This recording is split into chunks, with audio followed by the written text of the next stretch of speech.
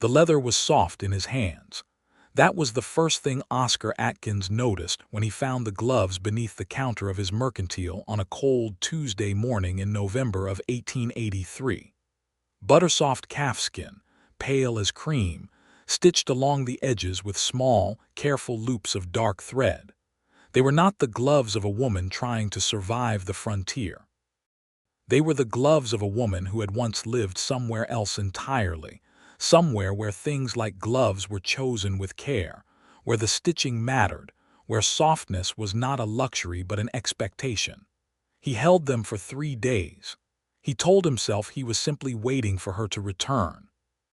The Keene woman, newly arrived in Harlan Creek, Colorado Territory, who had come into his store twice in 1 week and both times said less than a dozen words, and paid exactly what she owed and left without looking at him for longer than 2 seconds together. He told himself the gloves were simply lost property, that he was a responsible merchant, that any reasonable person would hold onto them until their owner returned, and that there was nothing remarkable about the fact that he had laid them on the small shelf above his desk instead of in the lost-and-found basket beside the door. But on the second night, he had set them on the desk beside his lamp while he did his ledgers, and their presence had changed the quality of the light in the room. On the third night, he had held them in his hands for a long while, turning them over slowly, and he had thought things he had no right to think about a woman he barely knew. So when Edith Keene pushed open the door of the Harlan Creek Mercantile on the morning of the 4th day, wrapped in her gray wool coat with her dark hair tucked up beneath her hat, and her eyes carrying that complicated distance he had noticed immediately, he had those gloves in his hand before she had fully crossed the threshold. And he said it too quickly, with too much feeling packed into too few words, so that when they left his mouth they sounded less like a simple errand completed and more like a confession. "You left your gloves at the Mercantile," he said. The door swung shut behind her. The small bell above it rang once and was still. Outside, a wagon groaned through the frozen mud of the main street. Inside, there was nothing but the creak of the stove and the long moment in which Edith Keene looked at the gloves in Oscar Atkins's outstretched hand and knew, with a certainty she could not have explained to anyone, that he had held them for 3 days. She knew it the way you know certain things without being told. The leather was not stiff the way it would have been sitting in a basket near the door where the cold came in. It was warm. She knew it from the way he was holding them, not extended at arm's length the way you hand something back, but cupped slightly, the way you hold something you have grown accustomed to, something you are reluctant to part with. She knew it from the expression on his face, which was careful in the way of a man trying very hard not to show something he fears is written there anyway. She crossed the store slowly, took the gloves from his hand. Their fingers did not touch. "Thank you," she said. "Of course," he said, and the entire history of what had not yet happened between them hung in the air of that store like gunsmoke after a shot, and neither of them moved. Edith Keene had come to Harlan Creek, Colorado Territory in the 3rd week of October 1883, and she had come alone, which was the first thing that made people talk. The town was not large. It sat in a shallow valley between 2 ridges of the Rocky Mountains, and it had the particular character of a place that had been built for a purpose that was still being decided. There was a railroad spur that had arrived 2 years ago, and with it a modest prosperity, a post office, a schoolhouse, a church, 2 saloons, a doctor's office, a livery, a hotel called the Bridgewater, and the Mercantile, which Oscar Atkins had owned for 4 years and which was, by all accounts, the best-run business in town. People had come to Harlan Creek for the mining, for the ranching, for the railroad, for the particular American dream that was still being hammered out on the anvil of the frontier. They came in families, in gangs, in pairs. They did not often come alone, and when a woman came alone, people had questions. Edith was 26 years old.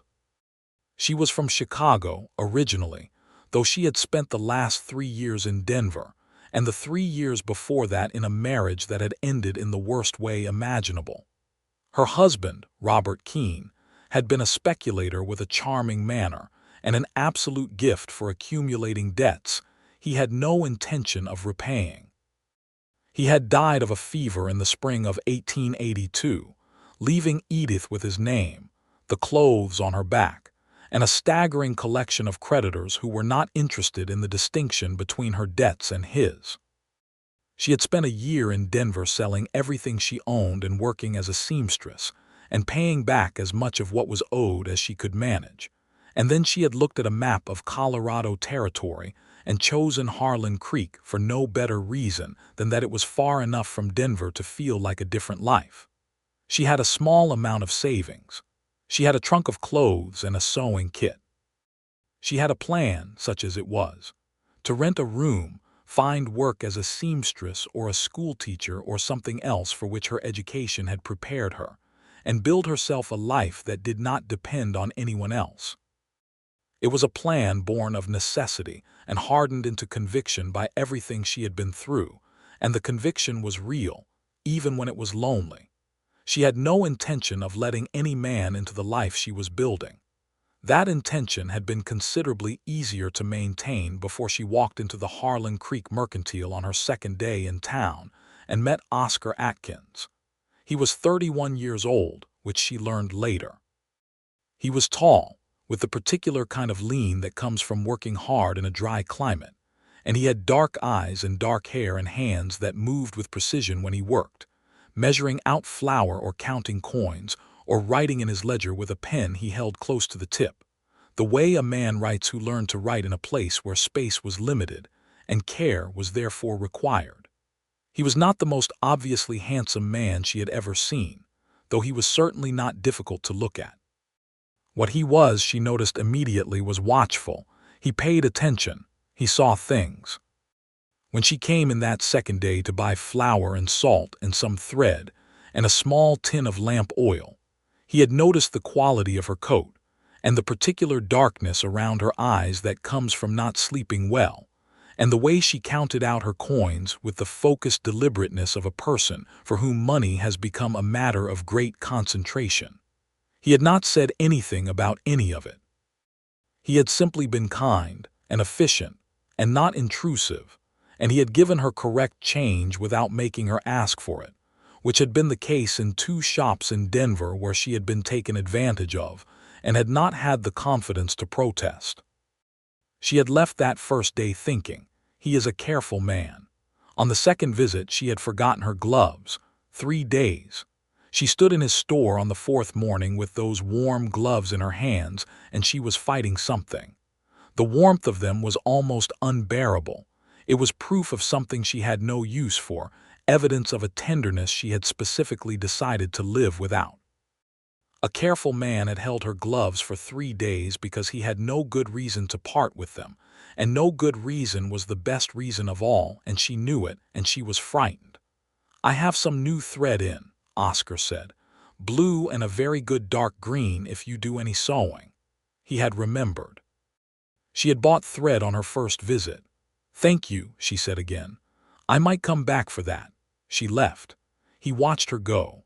The bell rang above the door and she was gone, and Oscar Atkins stood in the middle of his mercantile with his hands at his sides and thought with absolute clarity that he was in serious trouble. Harlan Creek was not a large community, which meant that everyone knew everything about everyone else, or believed they did, and the spaces between what was known and what was believed were filled with speculation. Mrs.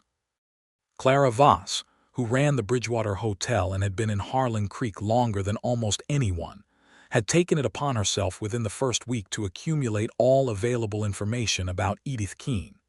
She knew about the dead husband, the debts, the departure from Denver. She was not malicious about it exactly, but she was thorough, and she shared what she knew with the particular generosity of a woman who believes that information, widely distributed, is a social good.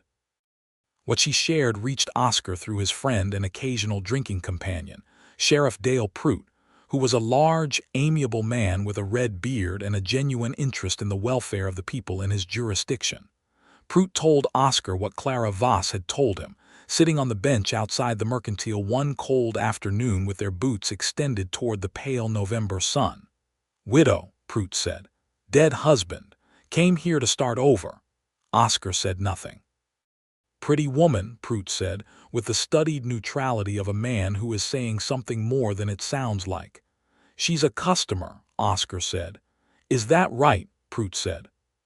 He said it in a way that communicated, with economy and precision, that he did not believe this for one moment. Edith, meanwhile, had settled herself into a small room at the Bridgewater, negotiated with Clara Voss for a slightly reduced rate in exchange for helping with the mending of the hotel's linens, and begun to establish the outlines of a life. She had called on Mrs. Ruth Haverson, who was on the school board and who had the authority to determine whether a schoolteacher was needed, and been told that the current teacher, Mr. Obadiah Marsh, was perfectly satisfactory, but that his handwriting instruction was inadequate, and that a supplementary teacher for handwriting and needlework might be arranged for 3 mornings a week at a modest wage. Edith had accepted this. She had also begun to take in private sewing work, which Clara Voss had helped her advertise by the simple method of mentioning it to every person who passed through the Bridgewater's dining room. By the end of her second week, Edith had 3 commissions and a sense of forward motion that was not quite happiness, but was the shape happiness might eventually inhabit. She did not go back to the Mercantile for the thread. She knew why.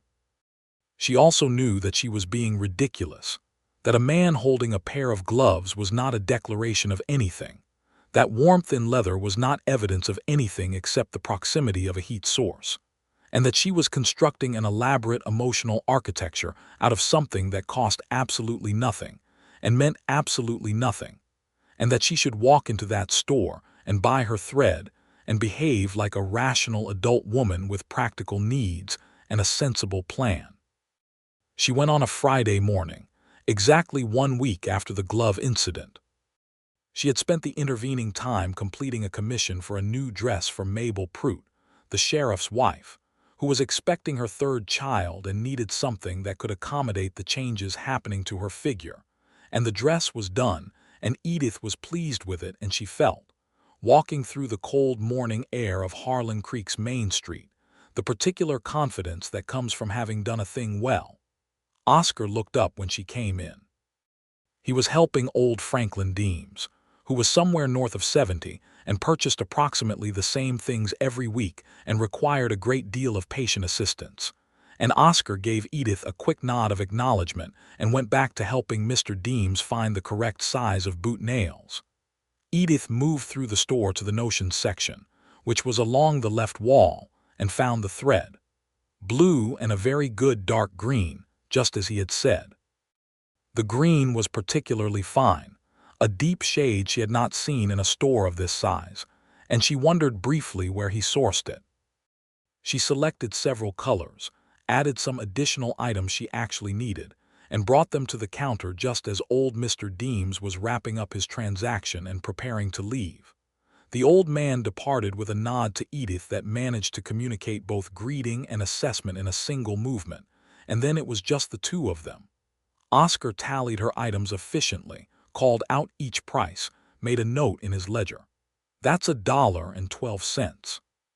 She counted it out and placed it on the counter. He gave her change, 2 pennies exactly right. She dropped them in her purse. "The green thread is lovely," she said. "Where do you source it?" He looked at her. Something in his face shifted into a different arrangement, more open, less contained. "A dye works in St. Louis. It took me a while to find someone who could get the color consistent.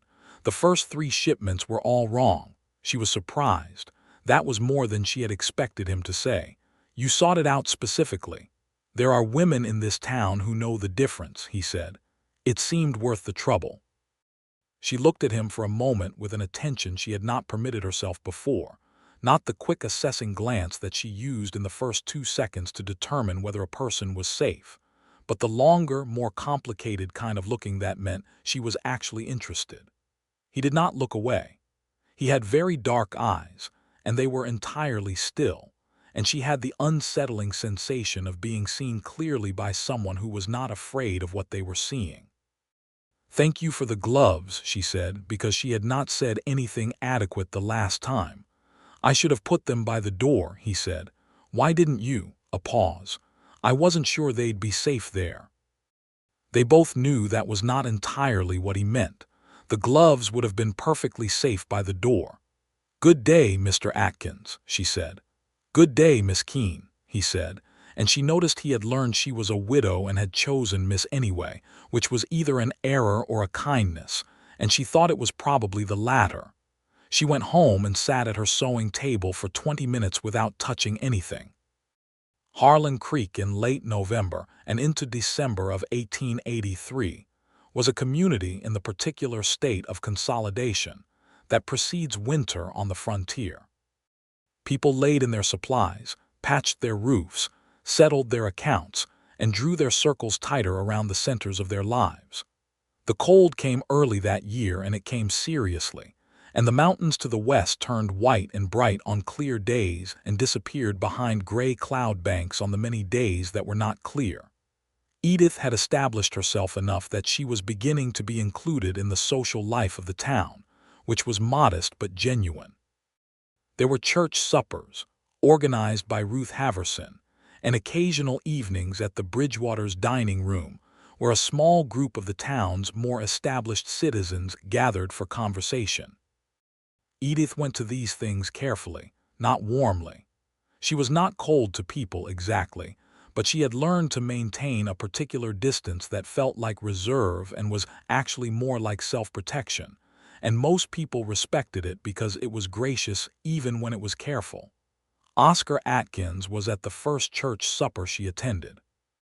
He sat at the other end of the long table, talking to Pruitt and a cattle rancher named Ben Hollowell, and he looked up once and found her looking at him, and they both looked away at the same moment, and across the table from Edith, Clara Voss, who had been watching this entire exchange, smiled into her coffee cup. He had saved her a good seat. Not dramatically, not in a way that announced itself, but when people were settling around the table and there was a scramble for the better chairs, the one beside the stove had been placed with a small impediment, a folded newspaper that discouraged casual occupation, and when Edith arrived, the newspaper was gone and the chair was free, and when she sat in it and looked up, Oscar was deep in conversation with the cattle rancher and not looking at her at all. She could not prove anything. She was not entirely certain. She was not constructing a story from nothing. But the chair was warm and the evening was cold, and she sat in it for 2 hours and felt, despite everything she had decided, something beginning to shift in her. She was not ready. She told herself this firmly as she walked back through the cold dark to the Bridgewater. She was not ready and she was not interested, and she had a plan that did not include Oscar Atkins and his careful dark eyes and his source from St. Louis thread and his habit of holding onto things that did not belong to him. She had a plan. The plan did not account for the following Wednesday. She had been at the schoolhouse all morning, teaching handwriting to 11 children between the ages of 6 and 14, which was the challenging and occasionally wonderful work of trying to convince 11 separate young minds that the shape of letters mattered. That precision was a form of respect. She left at noon, walking back along the main street, and she found Oscar Atkins at the entrance to the alley between the Mercantile and the doctor's office, involved in a situation she had not expected. The situation was a young woman named Hetty Sparks, who was 19 years old and worked at the laundry, and who was, in this moment, crying with the particular silent desperation of someone who has decided she cannot afford to be loud about her misery. Standing opposite her was a man Edith did not recognize, heavyset, with the red face of someone who had been drinking since breakfast, and he was talking in a low, pressured voice that Edith could not hear from where she stood but whose tone she recognized with absolute precision, the tone of a man attempting to exert a claim he has no right to. Oscar was between them. Not dramatically, not with a drawn weapon or raised fists, but simply placed with the calm deliberateness of a man who has decided where he is standing and will not be moved from it. He was speaking quietly. Edith could not hear what he said. Whatever it was, it worked. The heavy-set man made a noise of contempt, spat in the direction of the alley wall and walked away, and his walking away had the quality of retreat even though it tried to look like indifference. Oscar turned to Hetty Sparks and spoke to her for another moment. The girl wiped her face, nodded, went back through the alley toward the laundry. Then Oscar turned and saw Edith standing on the street, and they looked at each other. She walked toward him. "Are you all right?" "Fine," he said. "That man has been a problem." For Hetty Sparks specifically, he looked at her carefully. He was deciding how much to say she could tell. "He's her sister's husband," he finally said. "He has ideas about who owes him what." Edith understood this. She understood it specifically and personally, and the understanding was not abstract. "Does the sheriff know?" "Pruitt's aware. There's limited legal remedy. He doesn't want anyone pressing him if she won't." He paused. "I've made it known that this alley is watched." There was a great deal in this. The Mercantile overlooked that alley. He had made himself the watching. He had intervened not because it was legally required, but because a young woman was frightened and nobody else was doing anything about it. He had done it quietly and without any apparent expectation that it would be noted or celebrated. "That was well done," Edith said. "It was nothing," he said, and meant it. They walked together to the end of the street, which was neither of them's plan and was also, somehow, entirely natural. The cold air was bright and the mountains were visible today, sharp against a pale sky. "How long have you been in Harlan Creek?" she asked. "For years. I came after the railroad spur was decided. There was an opportunity." "You're a businessman," she said, and it came out less flatly than she meant it. "Among other things," he glanced at her. "What did you do in Chicago before?" "I taught school," she said, "for 2 years, then I married." She did not say more and he did not ask, but she appreciated the question, the fact that he had asked about before, about who she had been before. Robert had never been interested in who she had been before she became his wife. He had preferred her defined entirely by relation to him. "I grew up in Ohio," Oscar said, offering something in exchange. "My father kept a dry goods store. I learned the work there. Then I spent a few years moving around looking for the right place." "Did you find it?" He looked at her again with that steady quality. "I think so." They reached the point where the street forked, one direction toward the Bridgewater, one toward the back end of the Mercantile. They stopped. "Good day, Miss Keene," he said. "Good day, Mr. Atkins," she said. She had walked half a block before she realized she was smiling.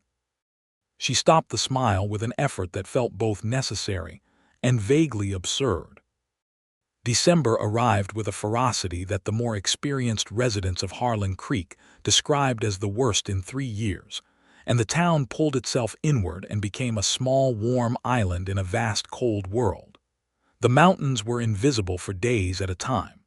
The streets were frozen solid, and the horses wore their winter coats, and the children arrived at the schoolhouse pink-faced and serious. Edith added a second shawl under her wool coat and wore her gloves at all times outdoors and taught handwriting 3 mornings a week, and sewed the rest of the time, and gradually, without planning it, became a person of the town. This was a complicated gift. Becoming a person of the town meant being known, being seen, being included in the web of mutual observation that is the social fabric of a small community. It meant that Clara Voss knew when she was invited to the Hollowell Ranch for dinner, and that Ruth Haverson noticed when she was not at church, and that Dale Pruitt's wife Mabel, whose dress had been a great success, became something like a friend. It meant she was no longer merely the widow Keene who had arrived alone from Denver with a mysterious past. She was Edith, who had fixed 6 buttons on Clara's best tablecloth cover, and who had a way with the difficult children in the handwriting class, and who made a very good apple cake when it was her turn to contribute to the church supper. It also meant that people noticed Oscar Atkins. They noticed the frequency with which she went to the Mercantile, which was, she told herself, entirely reasonable given that the Mercantile was where one obtained necessary supplies.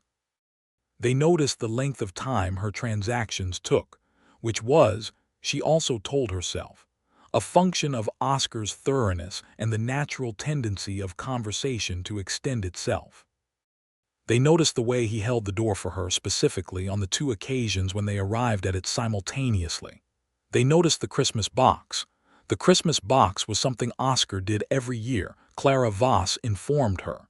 He put together a box of useful things for the families in town who were struggling, and he did it quietly, without ceremony, leaving the boxes on doorsteps without attribution. Everyone knew he did it. He just didn't talk about it. This year's boxes were going out the week before Christmas, and Edith only knew about it because she came into the Mercantile on an afternoon when he was packing them in the back room, and the door between the store and the back room was not fully closed, and she saw the rows of boxes on the workbench and the careful, methodical way he was filling them. She stood at the counter and waited.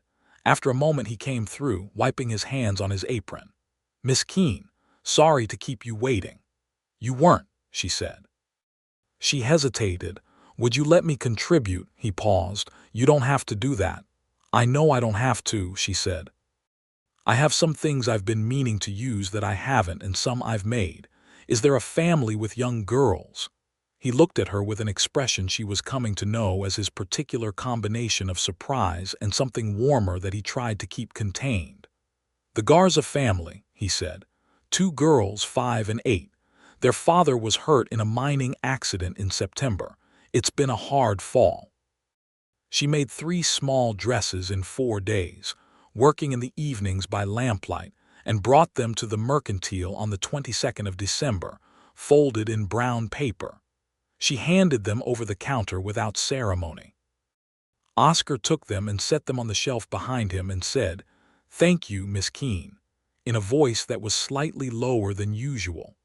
She nodded and bought her flour and salt and went home and did not think about it for at least an hour, which was, she felt, an improvement. Christmas Eve was the church service, which everyone attended, and afterward there was a gathering at the Haverson house that was warm and loud and smelled of pine and tallow candles, and the cider Ruth Haverson made with a recipe she guarded with a ferocity that was entirely disproportionate to its significance.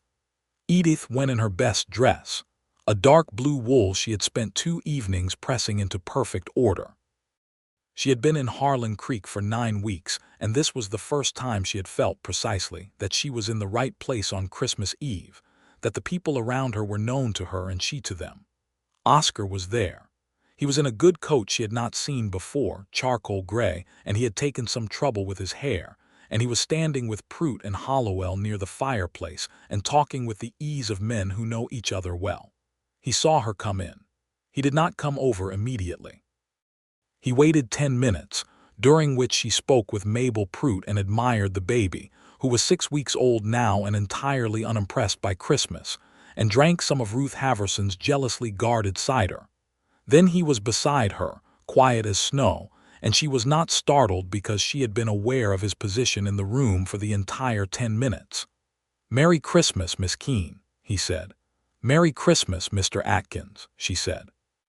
They stood for a moment in the Christmas noise, the warmth of many people and the fire, and then he said, "Would you like to see the town from the ridge?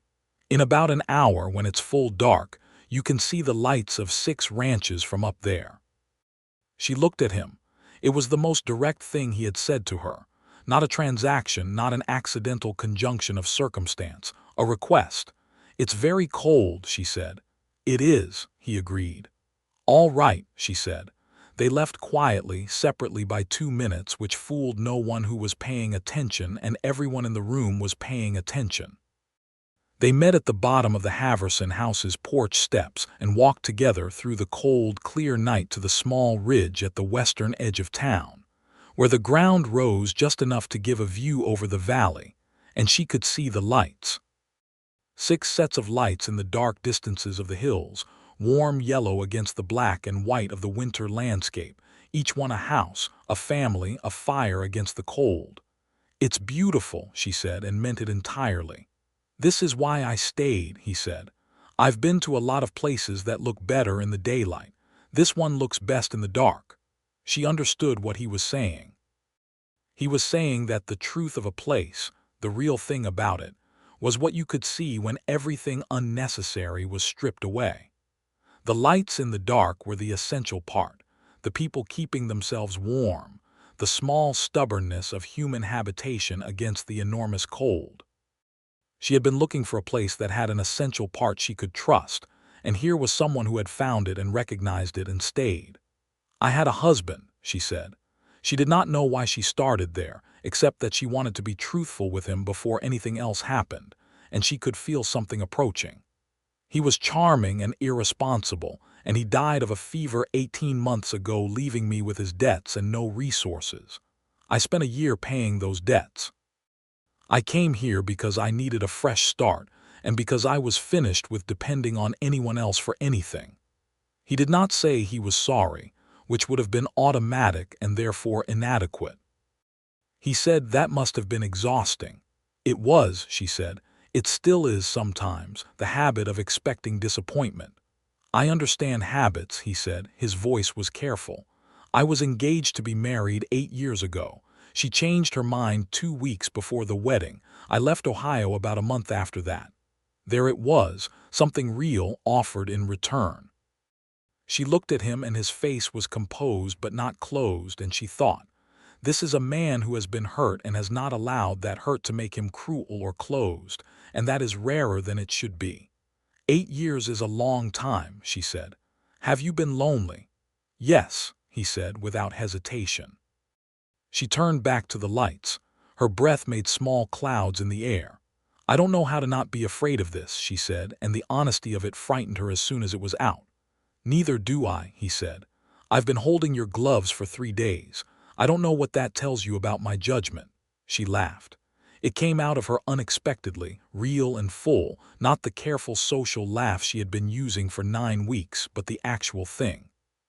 She heard it and it surprised her, and she laughed again, briefly. And then she looked at him, and he was smiling in the cold dark, and it was the best thing she had seen in a very long time. They walked back to the Haverson house. They did not hold hands, but they walked close enough that their sleeves sometimes touched, and they talked the whole way back, small things, the children in her handwriting class, the difficulty of sourcing good coffee in December, the way the temperature dropped after midnight this time of year. Small things that were not small things at all. January came and the freeze deepened, and Harlan Creek became a place of very short walks between very warm places. And Edith and Oscar Atkins began to see each other in the small, deliberate ways available in a community where public space was limited, and privacy was a complicated negotiation with the weather. He called on her at the Bridgewater on a Sunday afternoon with his hat in his hands, and asked if she would like to take coffee in the dining room, which was where people went when they wanted to be seen being respectable. She said yes. They drank coffee for an hour and a half and talked, and Clara Voss managed to find at least 4 reasons to pass through the dining room during this time, which was a record even for her. She called on him once at the Mercantile when she knew he would be doing his weekly inventory, because she had thought of something she wanted to ask him, and she had a commission that required a very specific type of canvas backing, and the conversation about the canvas backing went on for 40 minutes, and neither of them mentioned canvas for most of it. Prout came into the Mercantile on a Wednesday in mid-January and sat on the barrel he habitually used as a seat when he was not in a hurry and said, without preamble, "You should ask her to supper." "I have asked her to coffee," Oscar said. "Supper," Prout said. "Somewhere she has to put on her good dress." "Somewhere you have to shave twice." Oscar said nothing. "Oscar," Prout said, which was the sheriff's version of a direct instruction. "She's cautious," Oscar said. "She's interested," Prout said, with the authority of a man who had 20 people tell him about the Christmas Eve walk to the Ridge and whose wife had been relaying intelligence from Mabel's friendship with Edith since December. "She's interested and she's cautious, and she's going to stay cautious until you do something that breaks the pattern." "You sound like you know a great deal about this." "I know a great deal about this," Prout said. "Mabel was cautious when I met her. I asked her to supper. We have 2 children and 1 on the way, and I sleep warm. I'm telling you this as a man who has been there. Oscar went across to the Bridgewater the following Saturday morning and asked Clara Voss if she would be willing to prepare a private supper in the hotel's small sitting room for two on the following Saturday evening, and whether she would convey an invitation to Miss Keene. Clara Voss said she absolutely would, that she would prepare a very nice supper indeed, and that Oscar was a good man, and she was glad he was finally doing something intelligent. Edith received the invitation from Clara with the particular expression of someone confronting something they have been both dreading and anticipating, and she said yes before she had finished the thought. She put on her dark blue wool dress, which was the best thing she owned, and she added the small pearl earrings that were the only thing of value that had survived her marriage because they had been her mother's and not bought with borrowed money. She looked at herself in the small mirror in her room and thought, this is either very wise or very foolish, and she was no longer entirely certain it mattered which. Oscar had brought flowers. In January in Colorado Territory, this was not a simple achievement. They were dried, preserved, arranged in a way that was clearly the work of someone who had thought about it. She accepted them and set them on the table, and they sat down to Clara's roast chicken and had their first proper dinner together in the warmth and lamplight of the sitting room, with the snow coming down outside and the town quiet around them. She told him about her childhood, about her father who had been a mathematics teacher and her mother who had died when she was 14, and the way that loss had changed the shape of everything afterward. She told him about teaching school in Chicago and the way the city had seemed enormous and full of possibility, until you were inside a disappointing marriage, and then it only seemed crowded. She told him things she had not told anyone in Harlan Creek. He told her about Ohio, about the long years after his engagement ended when he had moved and worked and not stayed anywhere long enough to have to think too hard about what he wanted. He told her about coming to Colorado Territory, about the particular morning he had ridden into the valley where Harlan Creek sat and felt the quality of the light and the scale of the mountains and known, with the certainty that rarely arrives twice, that this was his place. He told her that he had been happy here generally mostly, and that some kinds of happy were fuller than others. They talked for 3 hours. When she finally said she should go up to her room, they were both reluctant in a way that was no longer a secret even to themselves. He walked her to the bottom of the hotel stairs, which was all propriety allowed. He stood with his hat in his hands, and she stood on the first step, which put her eyes level with his, and she looked at him for a long moment. "I'm still afraid," she said. "I know," he said. "I am too, a little. Mostly of wanting this," she said. "I'm afraid of wanting it." "That's the most honest thing I've ever heard someone say," he said. She reached out and touched his hand just briefly, her fingers on the back of his hand for 2 seconds. Then she went upstairs. Oscar Atkins stood at the bottom of those stairs for a moment with his hand still where she had touched it, and he was smiling in a way that had nothing guarded in it at all. February in Harlan Creek was when the cabin fever began to set in for those who had not managed their winter psychology carefully, and there was more drinking in the saloons than was good for anyone, and Prout had his hands full. Oscar had his hands full too, in the practical sense, because the Mercantile was the place people came when they were going stir-crazy, and conversation with Oscar Atkins was widely considered to be a reasonable substitute for the saloon for those who preferred to stay sober and warm, and to have someone sensible to talk to. He was good at this.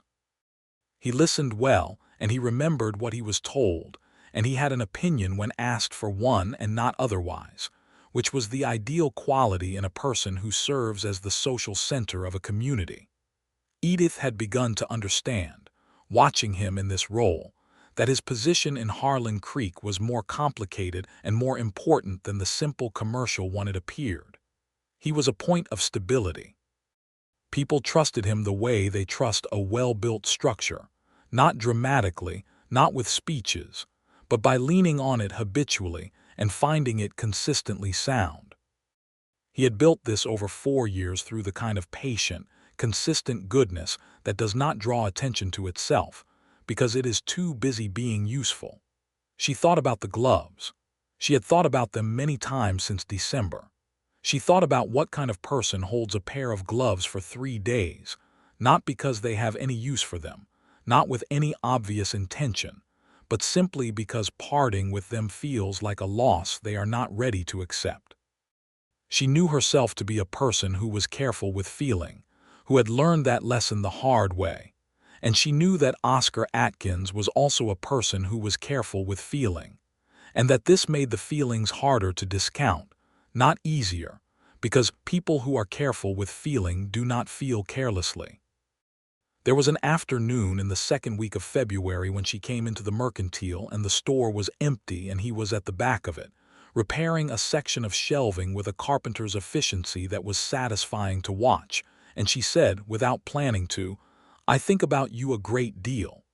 He stopped what he was doing, set down the hammer, turned to look at her. "I think about you too," he said, "considerably more than is useful." "What are we going to do about it?" she said. "Whatever you're comfortable with," he said, "at whatever speed you need." She considered him.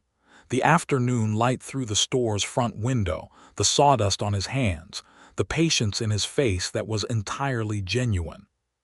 She had been hurt badly, and she had rebuilt herself from the ground up, and she was frightened. And she was also 26 years old and standing in front of a man who had held her gloves for 3 days not because he was clever or strategic, but because he could not bring himself to put them down. And life was short and winters were long and she was done being afraid of wanting things. She walked to the back of the store and she kissed him, which surprised them both. His hands were still at his sides for half a second and then they were on her arms, careful and warm. And it was a simple kiss, not long, not complicated, but completely real. When she stepped back, he was looking at her with an expression that was entirely new, something unguarded that she had not seen on his face before and that she thought very few people had ever seen. "All right," she said. "No more pretending this isn't what it is." "No," he agreed. His voice was slightly unsteady. "No more pretending." March came and things changed. Not dramatically, not overnight, but in the way that real things change, gradually and then all at once, and then you look back and wonder how you ever failed to see where it was going. Oscar called on Edith formally, twice a week at the Bridgewater. She went to the Mercantile when she needed things and sometimes when she did not need things, and Oscar pretended not to notice the difference between the two kinds of visits, which was one of the kindest things anyone had ever done for her. They walked together on Sunday afternoons when the weather permitted, which meant the better days of March, and they talked with the particular satisfaction of people discovering that the person they are most interested in is also the most interesting person available. She learned things about him that continued to defy the flat category of businessman, which was what she had initially assigned him. He read constantly, ordering books from Denver that arrived in the mail with a frequency that made the postal clerk raise her eyebrows. He had opinions about architecture, and about the conduct of the late Civil War, and about whether the railroad was ultimately good or bad for the communities it connected, opinions that were considered and not reflexive. He had a sense of humor that was dry enough to be easy to miss, which meant it was extra satisfying when you caught it. He was not a religious man in the formal sense, but he had, she came to understand, an ethics that was more demanding than most formal religion, a sense of obligation to people that was specific and persistent and not conditional. He learned things about her, too, and she could tell when he learned something that mattered because he would go slightly more still than usual, the way a person goes still when they are putting something carefully into place. He learned that she had loved teaching more than almost anything, and that giving it up to marry Robert had been the first of many accommodations whose cumulative weight she had not understood until it was too late. He learned that she was funny, specifically, that her humor was precise and quick, and usually turned on an observation about human behavior that was sharp without being unkind. He learned that she was harder on herself than she was on anyone else, which was not unusual but which always cost people more than they realized. By April, Harlan Creek had formed a clear consensus, which was that the widow Keene and Oscar Atkins were going to be married, and the primary remaining question was when Oscar was going to do something decisive about it. Prout had expressed this view directly. Clara Voss had expressed it less directly but with greater frequency. Even old Franklin Deems, who came in every week for the same things and rarely varied his conversational material, had said to Oscar specifically, "Nice woman, that schoolteacher. Does fine work. A man could do worse." Oscar knew all of this. He also knew, with the conviction of a man who pays attention to important things, that the timing mattered, that Edith Keene was a woman who needed to arrive at her own conclusions on her own schedule, and that the worst thing he could do was to rush something that was going well by approaching it too quickly. He had been patient for 4 years. He could be patient a little longer, but there was a complication in April that he had not anticipated. His name was Gerald Morrow, and he arrived on the Thursday stage from Pueblo, and he was a man in his mid-30s with good clothes and an easy confidence, and a letter of introduction from a business associate of Oscar's in Denver, and he was interested in establishing a competing dry goods operation in Harlan Creek. This was not, in itself, threatening. Harlan Creek was growing enough to potentially support 2 general stores, and Oscar was not a man given to commercial paranoia. Competition was normal and sometimes useful. What was not normal, and what Oscar noticed with the precise attentiveness that characterized him, was that Gerald Morrow was charming in a specific and directed way, and within his first week in town, he had been introduced to Edith Keene, and within his second week, he had called on her at the Bridgewater, and within his third week, he had accompanied her and a group of other townspeople on a Sunday walk, and the way he spoke to her had the quality of a man who has decided on something. Edith mentioned Morrow to Oscar on a Tuesday in late April, during one of his calls at the Bridgewater. "He's quite pleasant," she said in a tone that was carefully neutral, which was itself a kind of communication. "He seems so," Oscar said in a tone that he hoped was equally neutral. "He's asked to call on me," she said. Oscar said nothing for a moment. He was aware that something important was happening and that he needed to navigate it carefully. "What did you tell him?" "I said I would think about it." She looked at him directly. "Oscar, what are we doing?" It was the question. The real question. The one that had been building since December, and that he had been patient about for reasons that now looked different in the light of Gerald Morrow's arrival. He had been patient, and patience was good, but patience that never resolved into anything was not patience. It was avoidance, and he knew the difference. He set down his coffee cup. He looked at her with the steadiness that she had come to recognize as his particular form of courage. "I want to court you properly," he said. "I want to ask your permission to do that formally, and if you give it, I want to take you to supper in Pueblo on the next clear Saturday, somewhere better than Clara's sitting room, and I want to talk seriously about the future." She was quiet for a moment. He continued looking at her, not with anxiety, just with the steadiness of a man who has said a true thing and is comfortable with it. "You should have said this in February," she said, and her voice was not quite steady. "You weren't ready in February." "I was," she said. I just didn't know it." He smiled slowly. "Then I should have said it sooner." "Yes," she said. "I'm saying it now," he said. "I know," she said. She took a breath. "Yes, court me properly. Take me to Pueblo." When Gerald Morrow came to call on her the following Thursday, she met him in the Bridgewater's parlor and told him plainly that she appreciated his interest and that she was spoken for. And she did it without apology because she had done nothing to apologize for. And Morrow took it with reasonable grace because he was, in fact, a reasonably decent person who had simply misread the situation. And he turned his attention to his business plans and left Harlan Creek 6 weeks later for somewhere more commercially promising. The trip to Pueblo on the clear Saturday was everything a trip to Pueblo in May of 1884 could be, which was more than might be expected. The railroad made it possible, 3 hours each way, and the restaurant Oscar had identified, a place called the Sutherland on the main street, served a meal that was genuinely excellent by any standard, and by the standard of the frontier was practically miraculous. They ate and talked for 4 hours, and the conversation moved through every important thing and also through many unimportant things.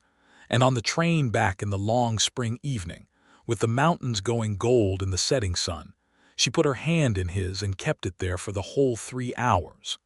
It was on the Pueblo platform, while they were waiting for the return train, that he said it. He had thought about how to say it and had decided that the least complicated version was also the truest, so he said, "I love you, Edith. I think I have for some time. If you're willing and when you're ready, I would like to ask you to marry me." She looked at him for a moment with the complicated face of someone finding that they have arrived somewhere they thought was still very far away. "I love you too," she said, "and I am willing. Are you ready?" She thought about the gloves. She thought about what it had meant, that warmth in the leather, that 3-day holding.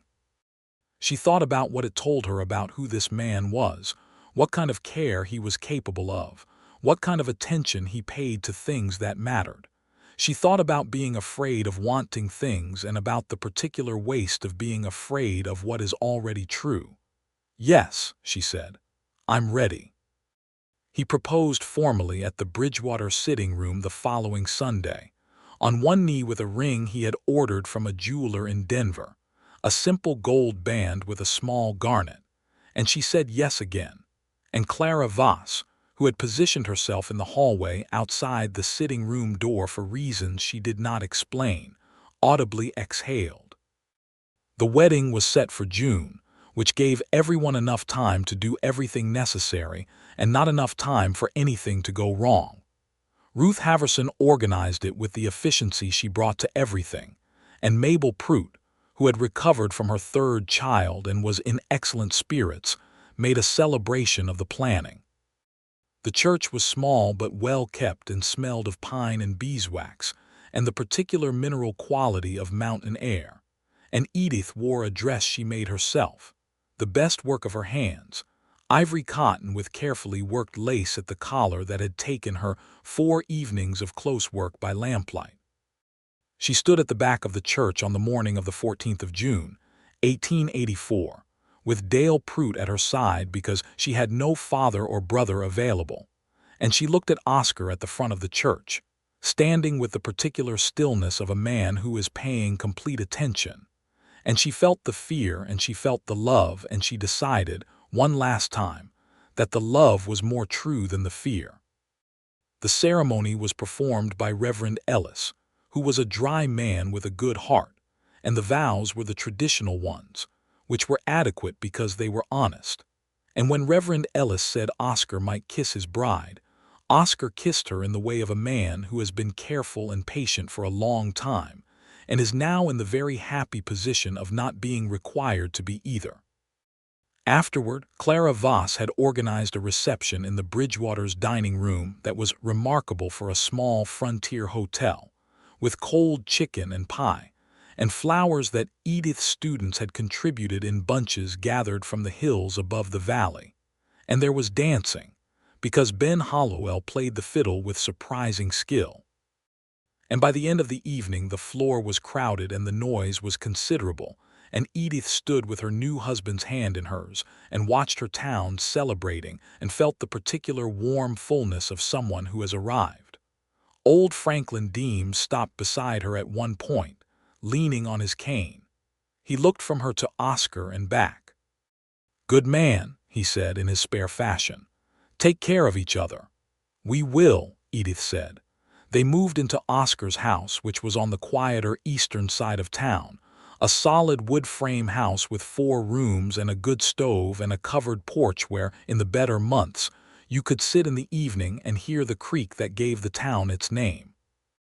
Edith brought her trunk and her sewing table and the small dried flower arrangement from their first supper at the Bridgewater, which she had kept, and a print of a painting by Thomas Moran that she had bought in Denver in her year of rebuilding herself as a private declaration that beauty was still something she was allowed. She also brought her gloves, which had by now become something more than gloves. She kept them on the small shelf in their bedroom, where she could see them when she sat at the dressing table, and Oscar had noticed where she put them but had not said anything. And one evening she had caught him looking at them with an expression that was so unguarded she had felt her chest constrict with something that was not pain.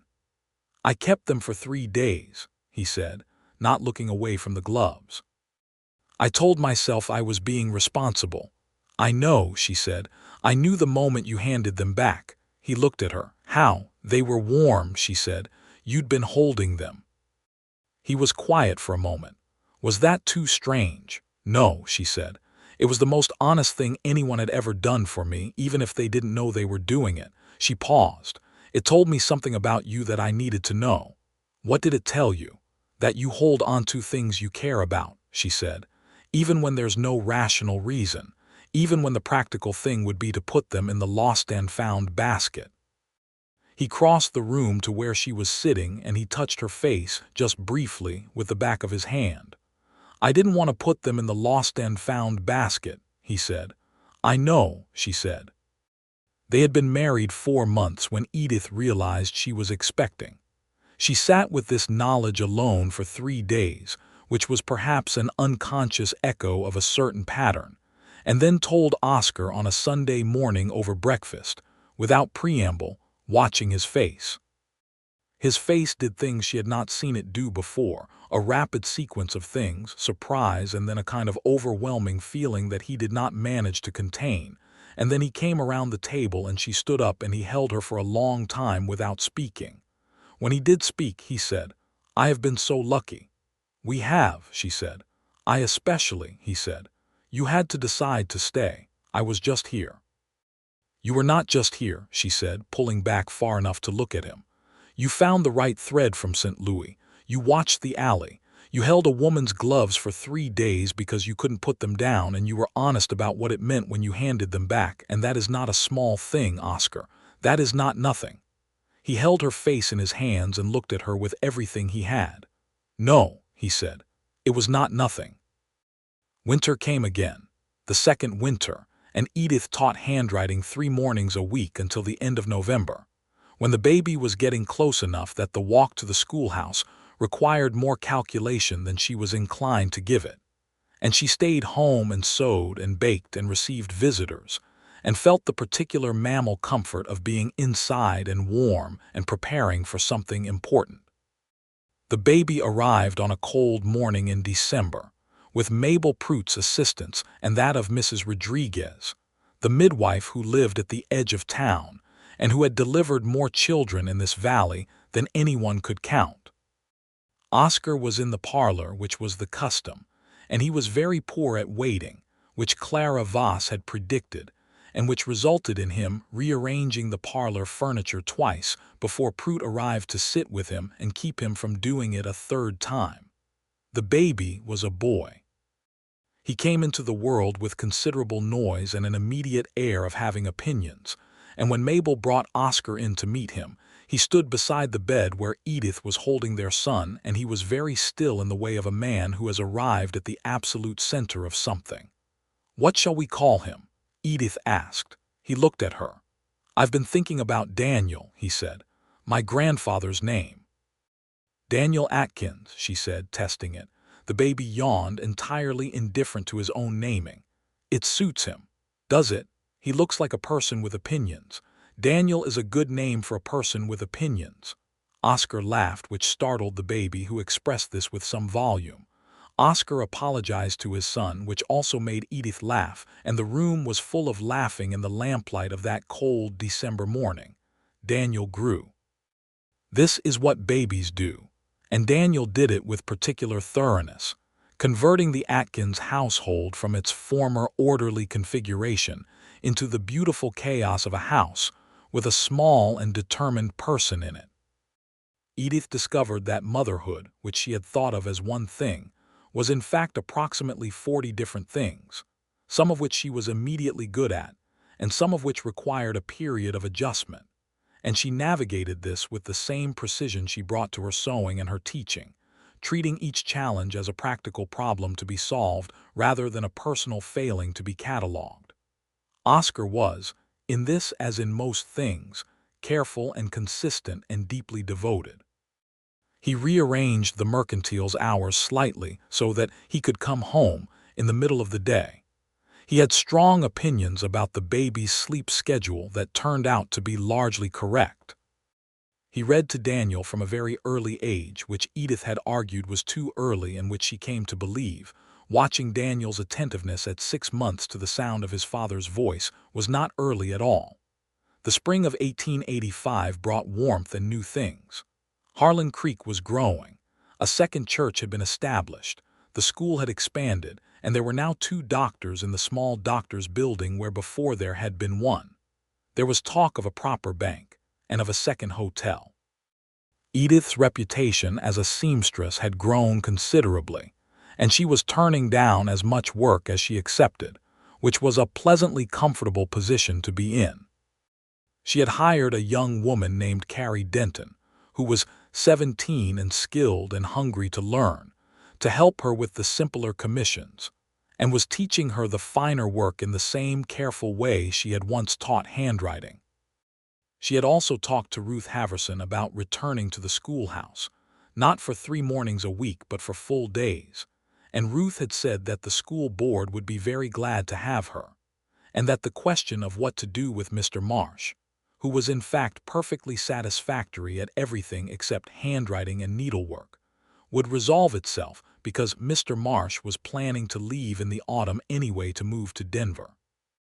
So in the autumn of 1885, Edith Atkins became the teacher of the Harlan Creek schoolhouse, full-time, with a salary and a formal title and 11 children who generally improved under her instruction. She was very happy. She recognized happiness clearly now, had learned to recognize it with the precision of someone who had spent time without it, and this was happiness, complicated and specific and real. Marriage to Oscar was not the airless, romantic ideal she had mistrusted. It was something more useful and more actual than that. They argued sometimes about small things and occasionally about not-so-small things, with the honest directness of 2 people who do not bother with pretense, because they have already established that pretense is not worth the effort. They were interested in each other, still, continuously, which is the thing about people who have genuinely chosen each other rather than simply settled into proximity. There was an evening in the late autumn of 1885, with Daniel asleep and the stove warm and the wind coming off the mountains with its particular western dark quality, when Oscar came in from closing up the Mercantile and sat down in the armchair across from where Edith was sewing, and they were quiet together for a while in the comfortable way that comes from 2 years of genuine intimacy. "What are you thinking?" she asked him, without looking up from her work. "About February," he said. She looked up. "Which February?" "The one where I should have said something." He was looking at the stove. "You said you were ready and you didn't know it. I think I should have known you were." "You were being careful." "I was being a coward," he said, without self-pity but with accuracy. "I was afraid of what would happen if I said the real thing too soon. I was afraid of another ended engagement, another departure." She set down her sewing. "Oscar, look at me." He looked at her. "I was not Cecilia, whoever she was," she said. "And you were not Robert, you knew that. You just needed to test it a while." She paused. "You were also right that I needed time. Both things can be true." "I know," he said, "but I'm telling you anyway because I have been thinking it for a while and I believe in telling you things rather than keeping them." "I know you do," she said. "It's one of the things I love about you." He was quiet for a moment. "The gloves," he said. She smiled. "The gloves. I've been thinking about them lately, about the fact that I couldn't explain why I kept them even to myself. I told myself I was being practical, but the truth is I just wanted to have something of yours, and that frightened me, so I told myself something else." "You figured it out," she said. "Eventually," he said. "That's all any of us can do," she said. She picked up her sewing again. They sat together in the warm room with the wind outside, and after a while Oscar picked up his book and read, and Daniel murmured once from his room and was silent again, and the stove made its reliable sounds, and this was their life, which was actual and imperfect and chosen, and neither of them would have traded it for anything simple. The second child announced herself in the spring of 1886, and Edith recognized the signs early this time, and told Oscar with somewhat less ceremony than the first time and somewhat more confidence, because she knew now what was coming and found she was glad of it. Oscar's response was essentially identical to his response the first time, which she found both predictable and entirely satisfying. The pregnancy was different from the first one, which the women of Harlan Creek assured her was normal and which Mrs. Rodriguez confirmed was unremarkable. Edith was more tired, more hungry, and considerably more impatient with slow things, which included slow students and slow deliveries of fabric from Denver, and the particular slowness of time in the third trimester of pregnancy, when each week seems to require more calendar than it actually uses. She stopped teaching in November, which was the same timing as before, and she sewed and rested and let herself be taken care of by Oscar, who was extraordinarily good at the practical aspects of care. The correct food prepared reliably, the stove always at the right temperature, the unnecessary tasks eliminated without discussion. He had also, she noted, made a habit of coming home from the Mercantile earlier on the days when she seemed most tired, without being asked and without comment, which was the kind of attentiveness that does not announce itself but accumulates into something very significant over time. The girl arrived in the first week of January 1887, in the middle of a snowstorm that sealed the town into itself and made everything very white and very quiet. She was smaller than Daniel had been, but had the same immediate quality of having views, and she came into the world somewhat faster than her brother had, which both Edith and Mabel Prout were grateful for.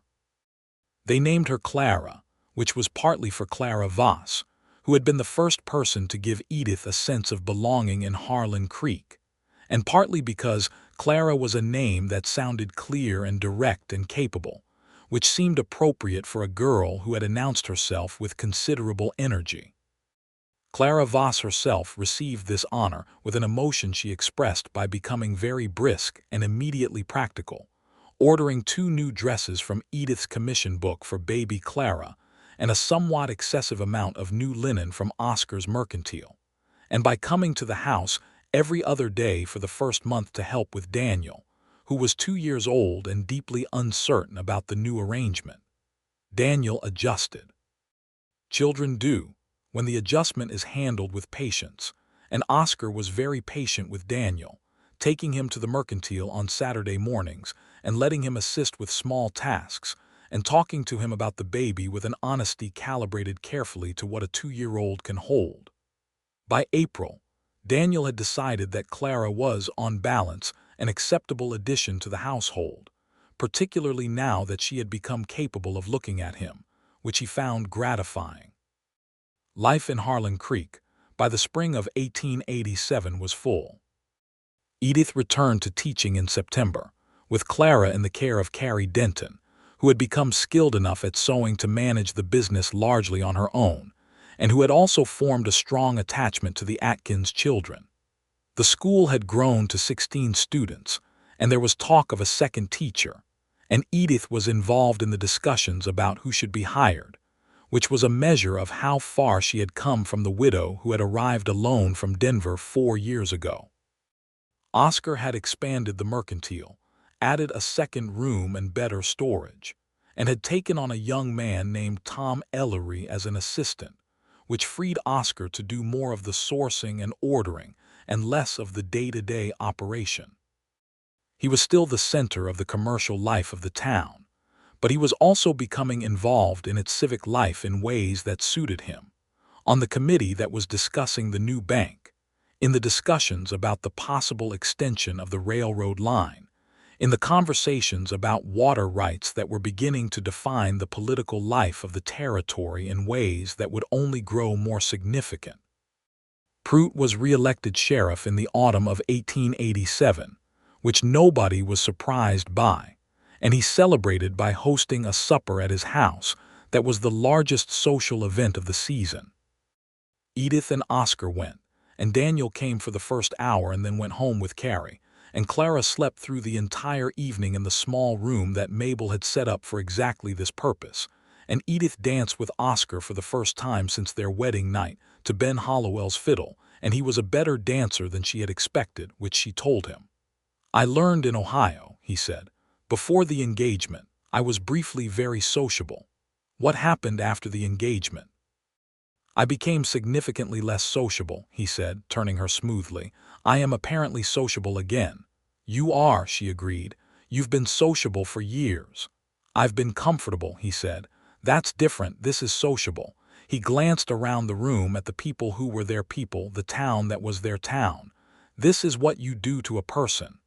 "I take full responsibility," she said. He laughed, and she felt it through his chest, against her shoulder, and she thought of the first time she had heard him laugh, that cold Christmas night on the ridge, and the way it had been the first thing that had really reached her, and she thought, "This is the same laugh and I will know it for the rest of my life, and that is exactly right." They walked home in the cold night, the way they had walked many times over the years, and the creek was quiet under its ice, and the mountains were present in the dark even when they could not be seen, and the stars were the particular extravagance that only appears far from city light. "I want to ask you something," Oscar said. "Ask," she said. "Are you happy?" She looked at him. It was such a direct question, and he asked it with genuine curiosity, not anxiety, not a need for reassurance, but the real interest of a person who wants to know the actual answer. "Yes," she said, "I am very happy." Specifically, he said, she thought, "I love my work, I love the children, I love this town, I love our house. I love you specifically and particularly, and more than I would have thought possible when I was standing in your store in October of 1883 buying flour and being given the correct change." "That was a significant moment," he said gravely. "Correct change is foundational," she said. He laughed again and put his arm around her shoulders, and she leaned into him, and they walked home under the enormous Colorado sky, and the year was 1887. And the territory would become a state 3 years from now, and the world was changing in ways they could feel already. The railroad spreading, the telegraph ticking its way into every corner, the old wildness of the frontier being replaced by something more settled and more ordinary. But right now, in this moment, walking in the cold with her husband's arm around her, and the lights of their town around them and their children asleep in their beds, Edith Atkins felt the full weight of having chosen correctly, the particular kind of happiness that is inseparable from gratitude, that knows itself against the background of what might not have been. She thought about the gloves. She thought about standing in that store on a cold morning in November, taking those warm gloves from his outstretched hand and knowing, in that flash of clarity that occasionally arrives ahead of understanding, that this man had held them for 3 days and could not explain why and did not try to, and that this was the most important thing about him. People reveal themselves in small things.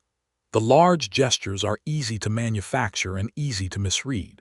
It is in the small things, the thread sourced from scent. Louis the alley watched over, the chair positioned near the stove, the gloves held warm, that you see the actual person, the one who will be there in February when the cold sets in, and in April when the mud is impossible, and in January when the baby arrives in a snowstorm, and in every ordinary evening between the significant ones. She had seen him clearly in those gloves. "Come on," she said, pulling him forward. "It's cold." "It is," he said. "I'll make coffee," she said. "I'll put the stove up," he said. They went home. In the years that followed, Harlan Creek continued to grow, and the Atkins household grew with it. Daniel Atkins, who had been born with opinions, developed them with increasing sophistication through his childhood years, and showed an early aptitude for mathematics that reminded Edith of her father, and delighted her in ways she recognized as specifically genetic.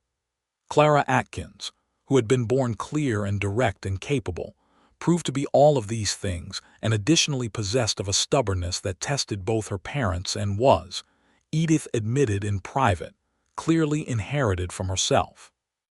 A third child, a boy named Henry, arrived in the spring of 1889, the year Colorado prepared for statehood, and was born with the easygoing temperament that seems to be allocated specifically to third children who arrive into a household that has already done the difficult work of figuring itself out. Oscar's Mercantile became, in the early 1890s, one of the most established businesses in a county that was becoming considerably more prosperous as the silver mining peaked and the ranching operations consolidated. He had expanded twice more, and Tom Ellery had become a full partner, and the business could now sustain itself through Oscar's occasional absences, which he used to travel to Denver and once, memorably, to Chicago on a sourcing trip. He had asked Edith to come to Chicago, and she had said yes, and they had spent 5 days in her former city, which she found changed and also unchanged in the particular way of a place you have grown beyond. He had taken her to the school where she had taught her first 2 years, a brick building on the north side of the city, and she had stood outside it for a long time. "What are you thinking?" he asked. He always asked. "That I was happy here," she said. "For a little while, and then less happy, and that I am gladder than I can say to have ended up somewhere real." "Chicago isn't real." "It's real," she said. "It's just not mine." Harlan Creek was theirs. It was the place where they had become who they were together, and the shape of their life was inseparable from its particular valley and its mountains and its creek and its people. When they came back from Chicago, stepping off the train onto the platform in Harlan Creek, they were met by Daniel, who was 14 and had been in charge of the household for 5 days with Carrie's help, and by Clara, who was 9 and had missed them with a ferocity she expressed by being briefly cross with them for leaving, and by Henry, who was 6 and had nothing to say about any of it because he was busy with something he had found in the station, a beetle of some kind, which he considered more immediately interesting. Edith stood on the platform of the town she had chosen, with her children and her husband, and the mountains were visible to the west in the late afternoon light, exactly as they had been visible from the ridge on Christmas Eve in 1883, when she had first allowed herself to believe that this might be the right place. She reached into her coat pocket, from habit, and found her gloves. They were not the original pair. Those had finally worn through, 3 years ago, the careful stitching giving way at last to the pressure of daily use. She had mended them twice and then, finally, had accepted that they were done. Oscar had, without saying anything, bought her a new pair from the Mercantile's best stock, buttersoft calfskin, pale as cream, with the same style of stitching along the edges.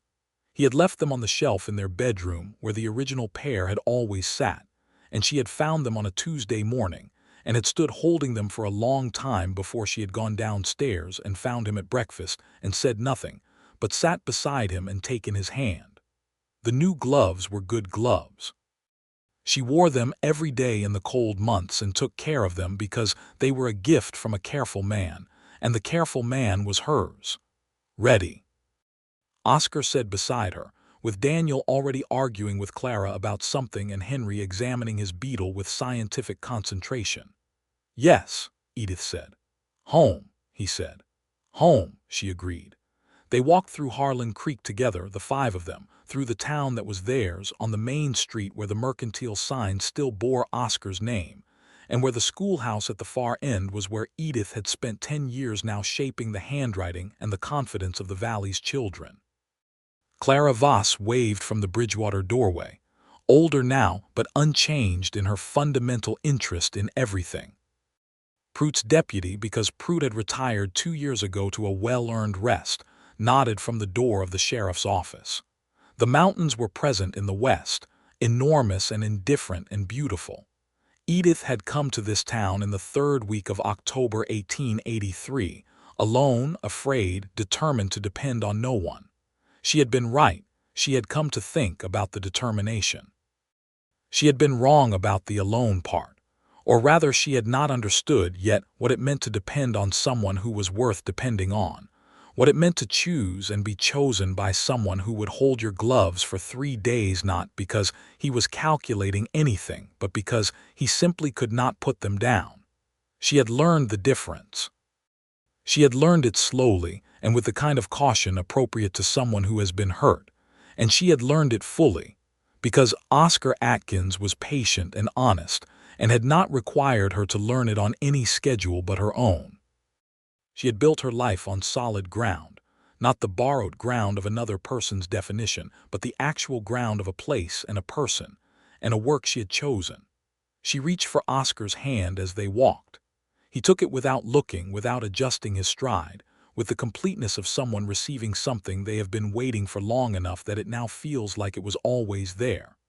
The creek ran beside the main street, exactly as it had always run, with the sound that had given the town its name.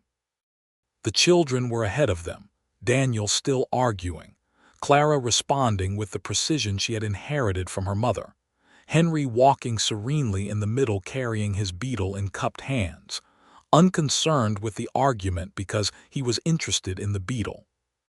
Oscar looked sideways at Edith, and she looked sideways at Oscar, and they said nothing because there was nothing necessary to say, and the evening light fell on Harlan Creek in the long gold way of the mountain west in early autumn, and the mountains were still there to the west, waiting out the argument as they always had, and the creek ran on, and the life they had built ran on with it, whole and warm and real.